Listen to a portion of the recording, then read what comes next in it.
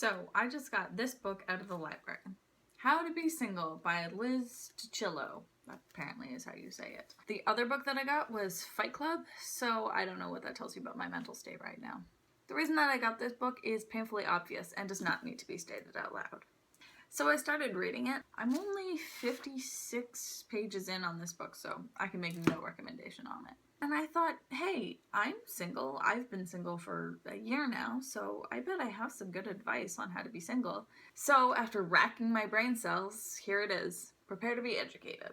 All the single ladies, all the single ladies, all the single ladies, all the single ladies, all the... The biggest key to being single, no matter how cheesy it is to like yourself. Like, think about how awesome you are. I feel like I'm my own best friend, you know? I'm smart. I'm hilarious. I have all the same interests as me. I never feel threatened by me thinking that I'm prettier or more talented than me. Whenever we go shopping, we always pick the same stores to go into, and we're exactly the same size. It's like we're telepathic or something. Plus, I'm always there when I need me. If I want to have a good cry, I won't judge me. Actually, that's a lie. I'm kind of emotionally abusive. It's like we're Gollum and Smeagol, except one of us isn't possessed and evil. Or are we? I'm kind of mean to me. I'm my own worst critic. I'm tough, but I totally understand and agree with everything I say. The other thing that you have to do is get used to being alone in public. Remember, being alone is great. You can do all the same things you could do with a boyfriend, but without any of his annoying wrong opinions. Movies are great. He's not asking you to explain the entire plot to him. He's not stealing your popcorn. He's not trying to make out with you because you just want to watch the dang movie. Eating out is great. No one judges you for eating 3 burgers and you don't have to worry about who's going to pay the bill. Sure, the waitress looks a little uncomfortable, but it's good for her. It's character building. Sidetrack for a second while I have this epiphany. One of the most important things you can do when you're single is remember how much men suck. And I've decided the worst thing about men. Men don't think. They just do. Sure, it might seem adorable and fun and spontaneous, but it's not. It's just his brain malfunctioning again.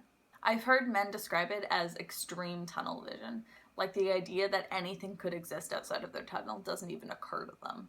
Just remember that the next time you're sad about being single. Okay, now back to life being awesome in public. Going shopping is great because you don't have to worry about taking too long, and you can talk to the saleswomen who are actually really nice. They're just bored all the time, and they'll always tell you that you look pretty because they just want you to buy stuff. But still, it's a real good self-esteem boost. I actually went out and played pool by myself, and it was great because no one was judging me for how horrible I was. And if you are horrible enough, then there's the possibility that a cute guy could come over and teach you how to play properly. And that's why you have to look hot every time you leave the house. Now, another thing that you're gonna need is a social outlet. Now, I'm not gonna sit here and tell you that good friends are the key to getting through hard times. Screw friends. I don't need to worry about someone else's emotional baggage. I've got enough already. Besides, you're already your own best friend. Everyone else is just second class. If you're not getting invited to parties because everyone there would be coupled up and you're single and we didn't want you to feel awkward, you still need to go outside. It sucks, it's inconvenient, but it's a fact of life. Try striking up a conversation with the woman behind you in line at the grocery store. Try asking your waiter how his day is going. Not only will you interact, but you'll also improve your social skills. And if it goes horribly, well, you never have to see them again. It's also important to have a flirt outlet.